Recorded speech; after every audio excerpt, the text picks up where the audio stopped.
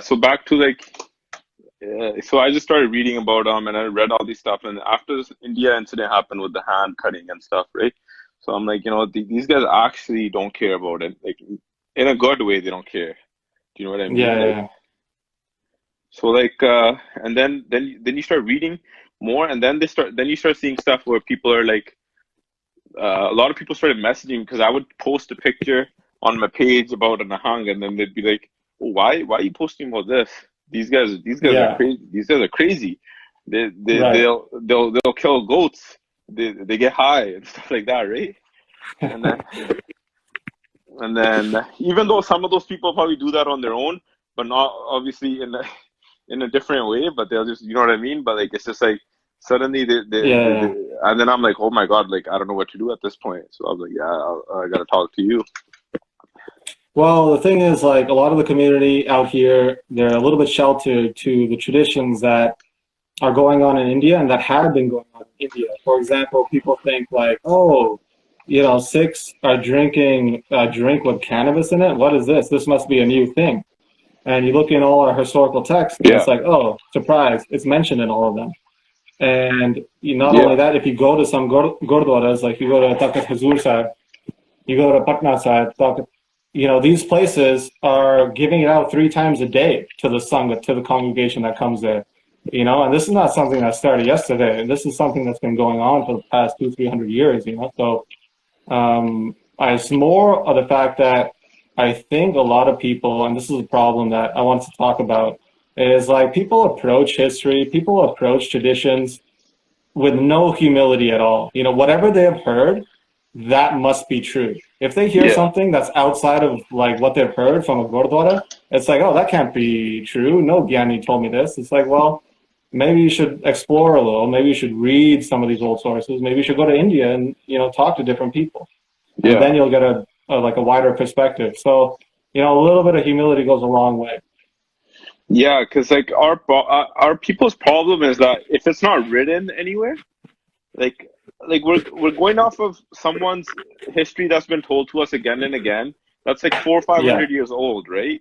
But like if you just, for example, like something that happened in '84, that which was like 40 years ago, right? yeah, There's people that tell you stories that they've added so much masala, they've changed so much stuff in 40 years. They've changed the stories completely of what happened. You can hear 10 different stories about the attack on the Golden Temple, and they're all different right. stories.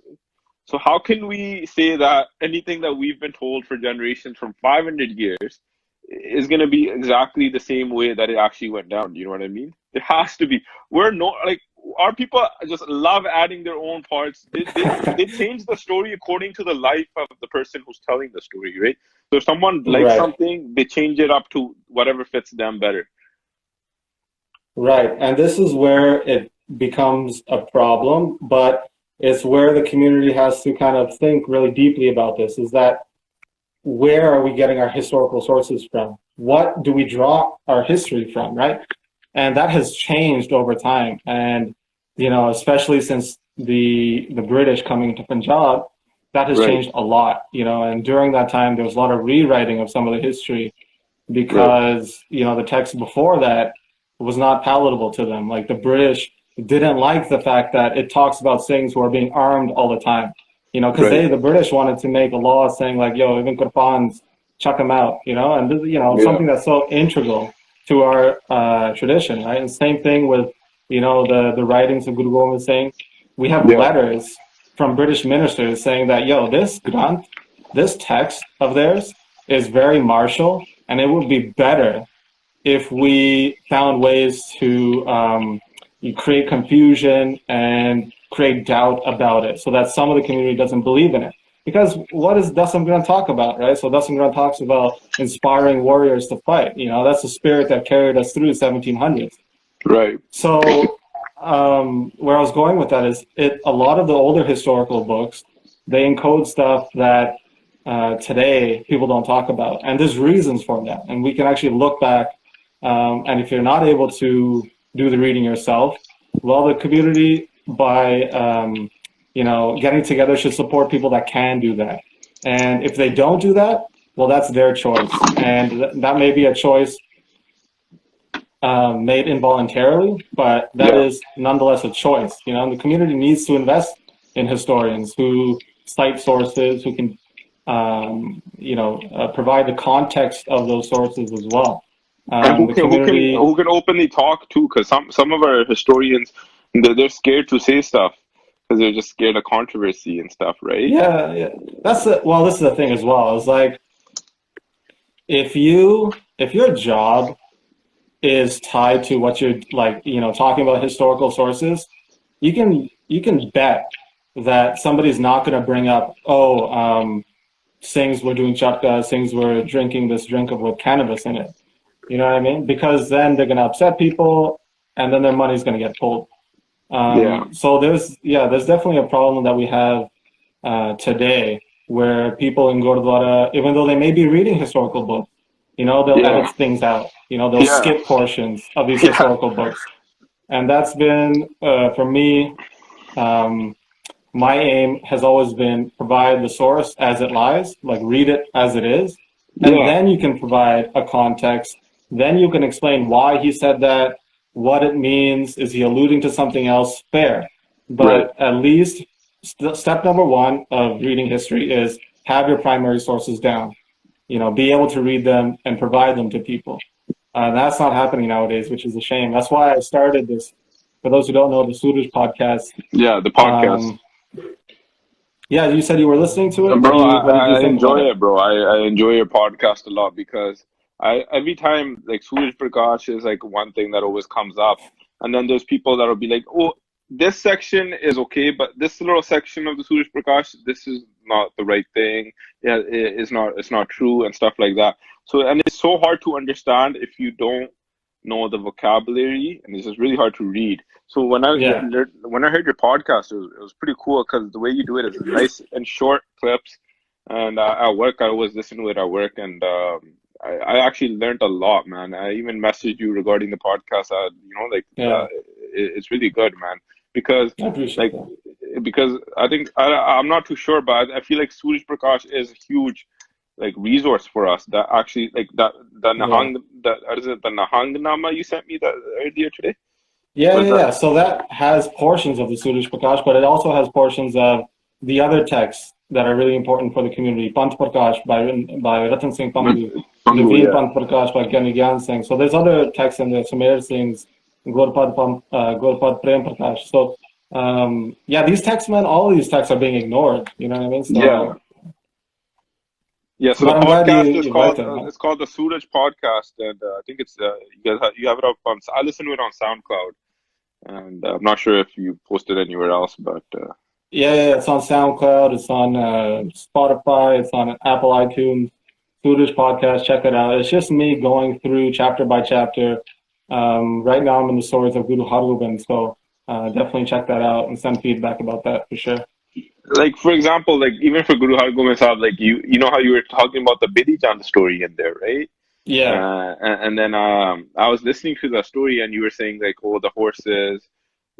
For like the quick story is that pretty much Shah Jahan, I believe, had horses that Bidhi Chand stole from him and bought to the Guru. They're really nice horses, apparently. That's just the quick summary of it. yeah, But so I was talking to my dad because I always talk to my dad about this stuff, and I'm like, like I was listening to a podcast about the Surya Prakash, and like I've always heard that someone stole the horses from a person gifting it to the Guru, but in there it says that they just saw the horses at Shah Jahan's thing, and Bidhi Chand kind of took them, right? yeah. This is interesting because then we can see over time how narratives change. Yeah, So in that text in Suraj Prakash, and I also looked into earlier texts. There's a Gurbalas Pasha Ishemi. It's a really important text that comes in the 1700s. And both of those texts talk about how those two horses that Bidichan steals were not brought by any Sikh. It's just yeah, these horses were just there in Shah Jahan's court. Some Sikhs were traveling through Lahore. They thought, they're such beautiful horses. Guru Hargobind deserves to have these horses. yeah, And Bidhi Chand takes care of the rest. There yeah, is a story previous to that where a Sikh from Kabul, Afghanistan, is bringing a horse down to Guru Hargobind. And during that time, uh, basically Shah Jahan, through his people, robbed this Sikh. They take that horse. So there was a bit of this, revenge and making things right, but it wasn't Right. not for those two horses. Right. That was a separate horse. Yeah. Yeah, see, exactly. And then my dad was kind of like, no, no, no. And then that's where I was like talking. I'm like, this is exactly what happens. People think like, oh, I don't see that happening. There has to be a reason why this happened. So they kind of just mixed the story up and validated it somehow, right? According to themselves, like, oh, the horses were initially meant to come to Guru Sahib, and then they got robbed on the way, right? But like another thing that you said on the podcast, which made a lot of sense to me, was that when you're like, there was no way the Guru could have bought the horses because Shah Jahan already had so much money. He's not going to sell them for any price, right? Because he's got unlimited money. It's not like he's going to be like, give me this much money. He's got the money, right? And nor is he going to just give them to him. So there's no other way. And end of the day, Guru Hargobind Singh, he challenged all the Raje, right? He did what you're not allowed to do in the first place, right? That's like he was trying to pretty much challenging all the Mughal Raja of the time. So that's what it took, and he probably did do it, right? You know what I mean? Yeah. And that's the mentality that's the traditional groups still have. That's why Nihangs, they don't care if somebody's a Raja, somebody's a king, this, that, whatever, police officer. It's like, whatever, man, you're just a dude to me. Exactly. You know what I mean? Like, Nihangs, embody that philosophy of the old, the philosophy that anything's possible, that they can beat anybody, that, they're not lower than anybody. So, that's the thing I love about these old texts is that, you get to see through the stories, the philosophy that, sustain the community through the hardest times, that like a tenacious, like optimism that they had. They're like, we don't care. Yeah. Like that hawk came to Guru Hargobind and they're like, Shah Jahan. They're like, we don't care. We'll keep it. You know what I mean? So that's it, right? Yeah. It's crazy. It's like they're just kind of like these outlaw kings in a way, like where they're just like, you know what, we're our own people. This is it. This is what we're doing. And that shows still, like in this video that just happened in India. They're like, we don't care if you guys have a barrier up. We gotta go, like, you know what I mean? And there's these two young Nihang Singhs on horses. They just kind of like smash their butt shit through the barriers and just ride through them, right? Right. So like, I had some points written down actually, just so I remember. Sure. So my next question was, so where did this start? Because there's a lot of controversy on how the Nihang Singh started, right? Like, where did it come from? Some people say like Fateh Singh started up, Guru Gobind Singh started them. Some people say it's even older than that, and that it goes back to Guru Hargobind Sahib's times, right? So like, where does it actually start? Like, what is the history behind it, and why did Guru Sahib think it was necessary to create a separate group of Singhs, or did he want everyone to be a Nihang Singh? Well, that's the thing. What's interesting is that in that Nihang Nama that you can find on Mangalacharan, so these are translated sources from the 1800s that talk about the origin of Nihang, and they all give slightly different accounts. Some say Baba Fateh Singh did it. Some say Guru Gobind Singh blessed Man Singh when they're in the forest. There's slightly different accounts about that.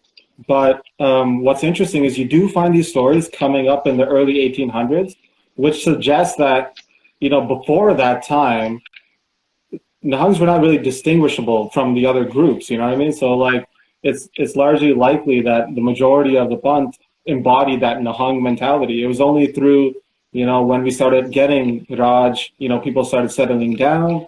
And then it's like, the group that maintained the tradition, those guys we call Nihang, because up until that time, basically everybody was like that. That's one approach. That's one way to think about it. Yeah. But when you look at the history, it's pretty clear. Like, they existed. They existed during that early point of time. You have these historical sources talking about them. So it's like, if they were the only group or they weren't. Well, for one, I should mention that there was a plurality in the Sikh community in terms of practice. So, the Nihangs represent that warrior aspect, right? But there was also, people like Bhai Kanhaiya. So, both of those people would be considered Sikhs, right? You have Bhai Kanhaiya on one hand, he's feeding the people that the Nihangs, the Singhs, the Khalsa warriors are killing. You know, so like people can think, oh, he's helping out the Mughals here, the Hillarajan. But you know, they represent different aspects of the Sikh community, and in the olden days, there was a little bit more acceptance to plurality. So if somebody's more of a same type of mindset, you know, they would go down that route. So a lot of the practices of the Nihangs, you know, it may not suit their specific lifestyle as the same, you know, the warrior ethos. To them, it's not really useful, you know, the chatka, the shahidi, and those type of practices. For them, it's not relevant, you know. They don't say anything against it, but, you know, for them, they don't do it. Yeah, exactly. And even the chatka, like, there's an argument that you hear again and again. People are like, oh, why kill an innocent animal? And then you hear stuff from the other side saying, you know, which now I am starting to believe this myself, is like if you can't kill a bakra, how are you gonna kill anyone in a war, right? Which it just shows, like, the guy who cut that guy's hand off, you could tell. I mean, that a normal person can't do that, man. That thing, that was a nice cut there, right? You know what I mean? Like, you could tell that guy's like been practicing with that stuff, right? Like, there's people there's people here, like they wear city sabs. A karpan was given to us by Guru Sahib to actually use when you need to use it, right? Like, that's the main point of it, is to actually use it. And I think now we're at the point that the person who actually will use it are Nihang Singhs, right? Everyone here who wears a karpan, what are the chances they're gonna pull it out when they see like they need to, right? And even if they do, some of their karpans are like rusted, they're not even sharp. Some of them don't even come out, bro. You know what I mean? They got those locked ones that don't even come out. Like, that's just you're just wearing it for looks at that point, right? You gotta actually like, you should have the mentality that if you're gonna put a karpan on, that if I need to take this out and use it, I'm gonna do that, right? Right. That's what. Sorry, you can go on. And like, so pretty much, like, I feel like then I sort of understood the whole thing, because in the starting, when I did see these videos, like, you see random videos people send you on WhatsApp of a Nihang Singh doing chatka, right? Like, if you haven't seen that before, the first time I saw that, I was like, oh my god, like I haven't seen that before. Like I'm a vegetarian, so I've definitely haven't even seen an animal being chopped up or anything. But even just seeing a Nihang Singh cutting off a bakra's head straight like that, I was kind of shocked to see it. But then as I'm understanding it a bit, I can see where they're coming from. But I mean, I sort of see where they're coming from. You know. Yeah, I mean, that's why hunting is there as well. So in the stories of the historical text, we have reference of, you know, Guru Gobind Singh himself writing in Bichitra Natak that, you know, he went hunting around Paonta Sahib, and, you know, in these stories about Guru Har Gobind, you have him hunting. Guru Har Rai is well known, and Guru Gobind Singh. So, you know, these stories are there, and not just them, but, you know, the Sikhs as well with them are hunting. So, you know, this is part of that lifestyle that they live, right? So if you live that lifestyle, if your whole ethos is steeped in being a warrior and protecting people, you need to be ready to go at all times, right? So, you know, it's that type of experience that they need, right? So, and then beyond that, you know, it also goes to one's conception about what dies, you know, what lives, what's innocent, you know, what is going to lead to sin versus, you know, virtue, you know. So Guru Nanak talks about this in Gurbani as well, you know, mas kar mulik chagre gyan kiya nahi jane. Kaun mas kaun saag kahave, like, what is going to give me pop, mas or saag, you know, vegetables or meat? You tell me which one is going to give me sin, meat or vegetables. You know, that's Guru Nanak saying that. You know, you can kind of do gymnastics around that type of line, but you know, it is what it is. You know, and that's, you know, this historical source is talking about he was cooking a deer at that time. So when he said that, so you know, the notions. Sorry. Yeah, go ahead. Some of the notions that we have in modern day Sikhi, we have to understand where they came from. So, for example, if you go outside of Punjab, like, that's where you see chatka still being performed. At Takat Hazur Sahib, they do it right in front of the takat. And then you look now in a Punjab area, which, you know, the British infiltrated, the British had an influence there, which seeped into the culture and the mindset, right? we have historical sources before the British coming saying that Chatka was performed in front of the Akal Takht, just like it's performed in front of Takht Hazur Sahib today. Yeah. So when you look at the history, it's easy to see that, you know, these notions have changed, and you can then mark where they've changed and why they've changed. And, you know, that's something the youth now is trying to bring back. You know, people, you see it even in the Surrey Nagar Kirtan, people making like the ragada there, and like, you know, people out here in the house performing chakras. Yeah, like on the Nagar Kirtan, I went to one of these tents and they were doing the ragada there, and I'm like, is this the good stuff? I started, you know, I'm like, you guys got the good stuff, and then they're like, oh, we make that separate, and I'm like, oh, see, they're like, we make one without the cannabis and one separate, just for like the people who want the cannabis stuff. Yeah. And I'm like, all right, you know, just pour me some this way. I'll try it out. You know what I mean? If it's at the Nagar Kirtan and the Singh is giving it to me, I'll take it, man. You know what I mean? Yeah. But yeah, leading into that itself, like you sent me that Nihang Nama thing, and I was just going through it, and it said there was a part where Guru Sahib, his feet were injured, or feet were hurting, and he asked for some sort of painkiller. He asked if anyone has cannabis, and I think Man Singh was standing beside him, and he pulled out some cannabis and gave it to Guru Sahib. And I mean, so, you know, in those historical sources, that particular story is interesting because it's because of that. It's because of Man Singh having cannabis, relieving Guru Gobind Singh's pain, that Guru Gobind Singh blesses Man Singh, saying that, you know, there's going to be a community that is like you, who wears blue, who enjoys cannabis. But that's just one example about cannabis use, you know, to relieve body pain, which has been normalized now in the West. It hasn't always been. But, you know, speaking about cannabis, we can just say that, like, the notions about drugs and what is a drug changes constantly. Like, look, over here in Canada, now it's legal. You know? Sure. And why did it become illegal in the first place? So, you know, I learned this in law school. Prior to doing my PhD studies, I was a lawyer. In law, they teach you that, you know, it was because of Jamaican immigration in the early part of the 1900s that the lawmakers were like, hey, we got to curb this Jamaican immigration here. Let's make cannabis illegal. We know that Jamaicans like cannabis, so let's cut it off. And so, like, it was a racist law. It wasn't like, you know, whatever, we're protecting people. You know, that's like a naive understanding about the law, because look, we have tobacco that's illegal, which is just disgusting, and, you know, for sure, yeah.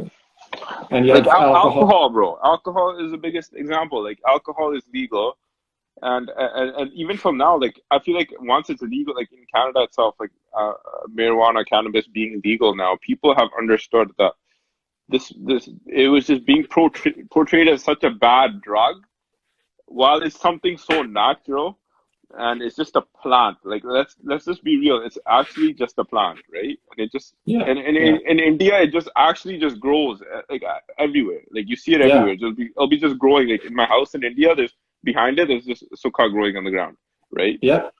And like so it was just a very normal thing.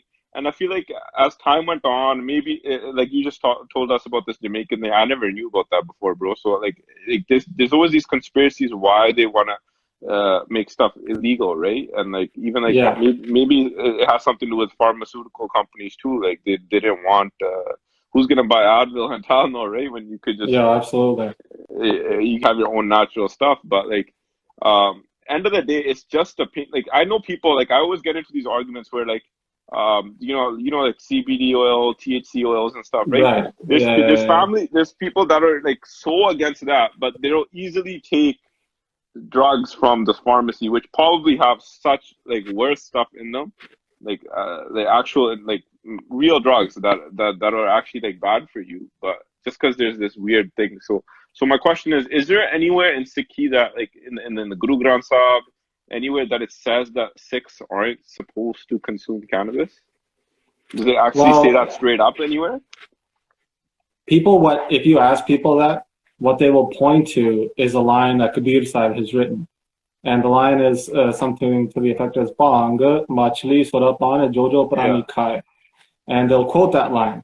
And they'll take that line literally saying, oh, bong is referencing bong, and machli is referencing fish, and surapan is referencing alcohol.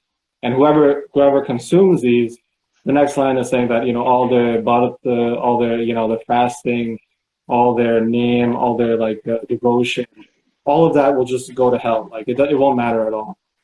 But that's just a modern understanding of that line. If you were to take some of Kabir's lines very literally like that, it wouldn't make any sense. So Kabir has this habit of poetically of using words to mean something else. There's another line that Kabir Sahib has written as well. It's Sankaho Makhanakaya Shash Picha Sansar. That means the sons, they eat makhan, they eat butter. But the whole world, they just drink lassi. So what does that mean? Does that mean, oh, we're not going to have lassi now and we're only going to have butter? It's like these are used as an analogy, It's an analogy that the saints, people who are spiritually enlightened, they get to the core of it. They get to the essence of something, and everybody else is just, infatuated with superficial things. In the same way, that line that's talking about bong, machli, surapan, the way that this has been traditionally understood is that, well, it's understood on a couple of levels. First of all, it's talking about the hypocrisy of these Brahmins that were living there in Benares. Is that, they were doing all these puja, this and that, but according to their own dharam, they were disobeying these laws. That's not specifically our dharam. And actually, there's lines that talk about this in Suraj Prakash that I posted. If you go to my Mangalacharan page, the first post on that page is something to the effect of like, Sikhs eat meat and Brahmins don't. And that comes from a story where Guru Gobind Singh is testing these Brahmins, saying that, I'll give you 20 rupees if you eat this meat. And some of the Brahmins were like greedy and they wanted that money, so they ate meat. And Guru basically slapped them up and said, what kind of fake Brahmin are you? According to your dharam, you shouldn't do that. We can do that, whatever, because we're warriors, right? But you shouldn't. Yeah. Kabir in the same line of saying like, listen, you guys are pretending to be Brahmins, doing all this fasting, doing all these type of things, but like you're going against what you say. So all of it's meaningless. And another way to look at it is like, and this has been the interpretation through sampradayas. Sampradayas are traditional learning institutions. And they say that Panga, Machli, Swarapan, this is talking about Maya. This is talking about the illusion of the world. And if you get wrapped up in the illusion of the world, none of this, whatever superficial prayers, fasting that you do, none of that's going to mean anything. Right. So when looking at these lines, it's easy to come up with a literal meaning. Like Farid says, "Rukhi sukhi khai khai, thanda pani pio." So it's like thanda pani pio in that line. What are you going to not drink cha, garam cha then? Yeah. Like if you want to take that line literally, take it literally. But people will take a specific line and say, "Oh, this says this, so I'm only going to do this." Meanwhile, the other lines where it says, wake up at Amrit Vela, do these type of things, they're like, chalo, whatever. Yeah, exactly. Don't do Nindya people. They're going to ignore that and talk shit about people. So what has happened is there's been a Protestant kind of like mentality that's been put into our mind about working hard, not abstaining from drugs, these type of things. It's Christian mentality, and like an old school Christian mentality that's seeped into our brains, right? That's why some uncles find it fine to have like Tylenol 3 or whatever, and like a little bit of CBD oil. It's like yeah. So we have to be aware of where our ideas are coming from when we start first of all interpreting Gurbani, as well as putting into practice modern day things like the consumption of medicinal drugs. In Ayurveda, sukha has been used as an ingredient for thousands of years, and it was not thought of as, the modern way of thinking about sukha, like, oh, it'll make you lazy and all this type of things. The word sukha, even itself, it means, sukh means like I guess like makes you feel better, doesn't it? Like it's Yeah, peace giving. peace giving. You know, if it was so bad, it would have been called a dukkha, right? You Yeah, know yeah, what I yeah. mean? It's something that gives you a relaxation. It eases a pain in a way, right? Absolutely. And this, so we talked about Guru Granth Sahib, Kabir's lines, but what we didn't talk about is Dasam Granth, the writings of Guru Gobind Singh, right? Yeah, So now you're like, oh, is there any references to Sukha? And, people point to that line, which they take literally. To the people that read Dasam Guru Granth Sahib, there's lines in there that talk about Sukha. So now right, you go to a Gurdwara, right? You go to a Kanpat Bhog, and they read Ragmala. The last line of Guru Granth Sahib is 18 Das 20. That's how it right. ends.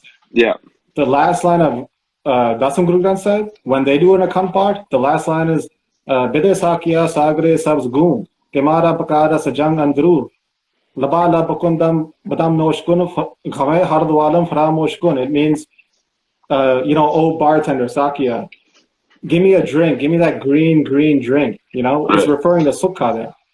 right, Bide Sakya Sagre Sabz Goon, Kemara Pakara Sajang Andru, which will take all the pain away right, from me, and it'll like inspire me to be a good warrior. Like this is how the end of Dasam Guru Granth Sahib is written, and right. because these texts have been removed from the community, they're unaware of what's written in them. So if they were to read them, like they read the historical sources, these type of issues will get cleared up very, very quickly.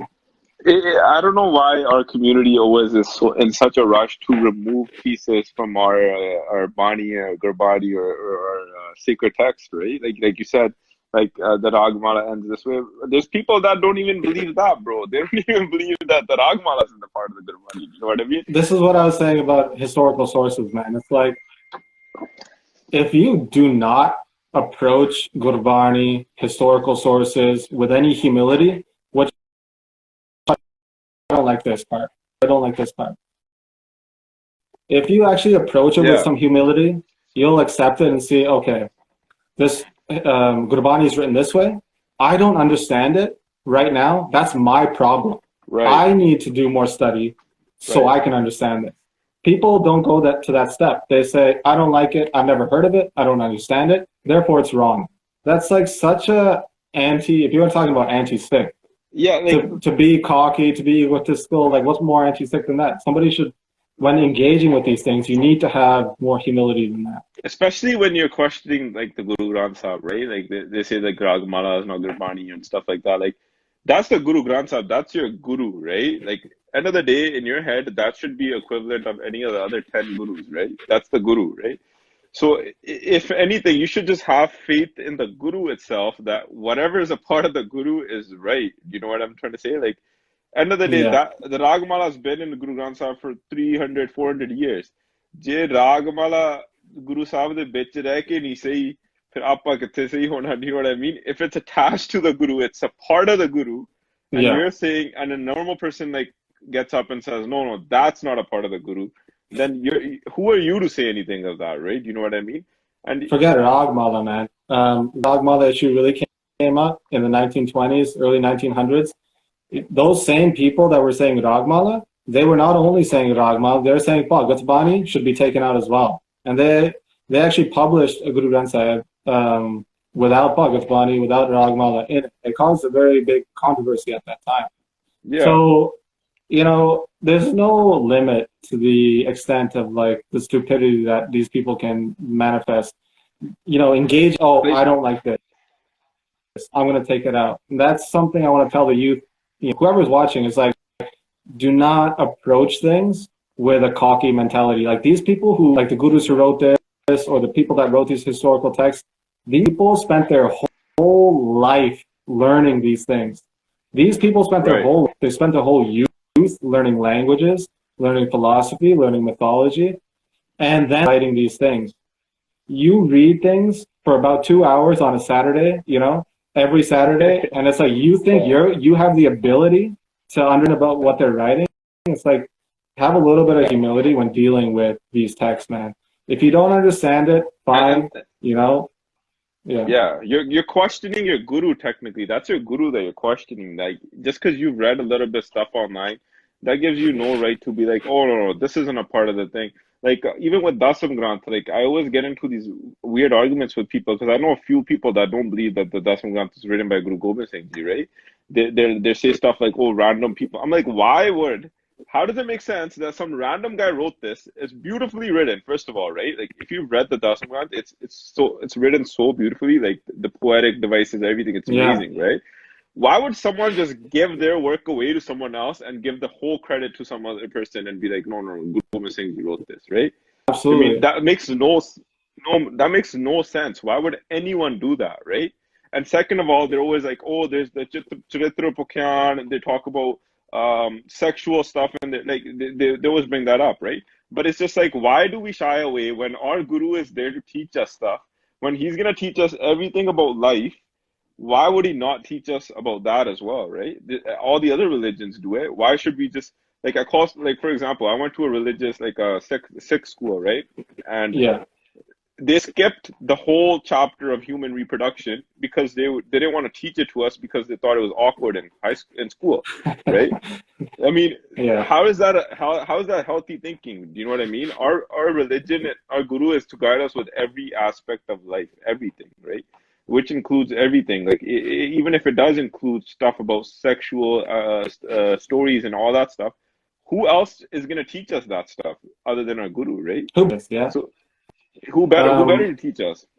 yeah, it's funny because that's another one of these Protestant Christian, ideas, mentalities that have seeped into the community, where that they were so sexually repressed that they didn't ever want to talk about it.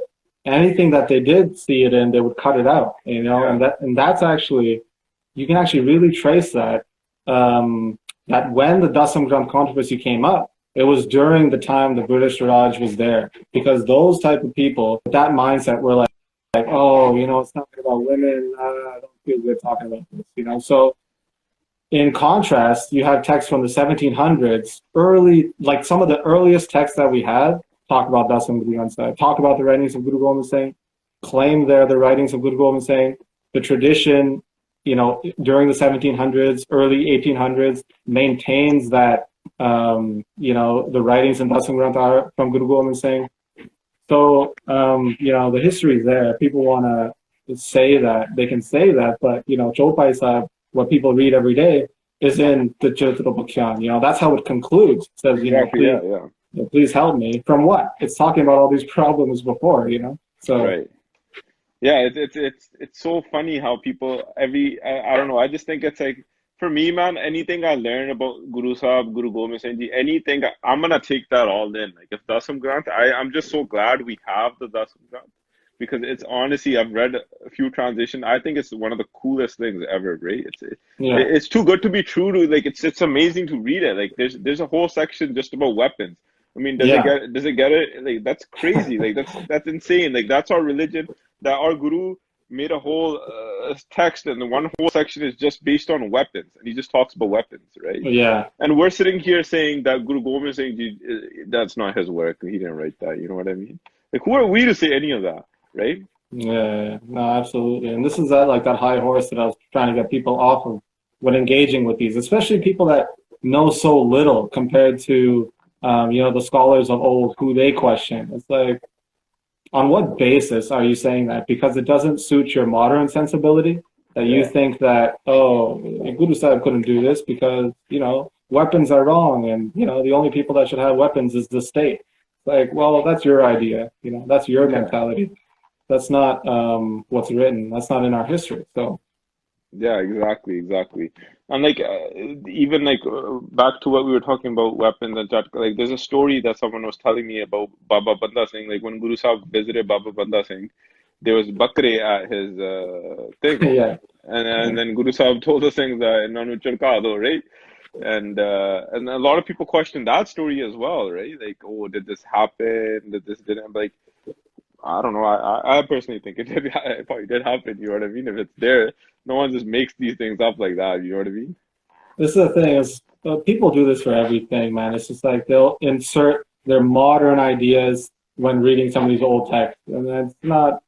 I don't think we should even really spend a lot of time talking about those ideas because it's not worth it. Yeah, People can look at something and say, "Oh, I don't like that." It's like, well, that's your opinion. yeah, And your opinion doesn't mean anything. It's not worth anything. You know what I mean? So, the sources are there that talk about these, and So what would you suggest are good sources that someone should read that are trustable and that are good references for us to read other than obviously the Dasam Granth and Guru Granth Sahib? I think if somebody's looking for the history of Sikhs during the struggle in the 1700s, there's a translation of Pant Prakash. Now, Pant Prakash, I have it here somewhere, is a text written by Ratan Singh Pangu. Ratan Singh Pangu is the grandson of the famous Mehtab Singh. Yeah. So, do you remember that story, Mehtab Singh and Sukha Singh Tulsi? The Masarangad one, right? Yeah. Yeah. So, these were Sikhs who were very well embedded in the community. They're community representatives. And Ratan Singh Pangu is his grandson, who has inherited all these stories about the Sikhs during the 1700s. He has some special knowledge there. Not only that, from his family, he has, engaged with scholars in the Sikh community while he was writing this text. So this text is a very, very good summary of the history that the Sikhs had during their struggle. Now, Jvala Singh from the Institute of Sikh Studies in Chandigarh has published this. You guys can find PDFs of this online if you Google it. Just Google, I know this looks reversed for you guys. It says Sri Guru Pant Prakash. Search Pant Prakash on Google in English, you'll find it. It's in 2 volumes. It's in a PDF. And that will give people a really good insight. It was written early in the 1800s. And I would say that's number 1. In terms of stories for Sikh gurus, that's where we are lacking in English sources. Right. Because a lot of the older stuff hasn't been translated. Like Suraj Prakash writing English summaries on the podcast. That's not been translated yet.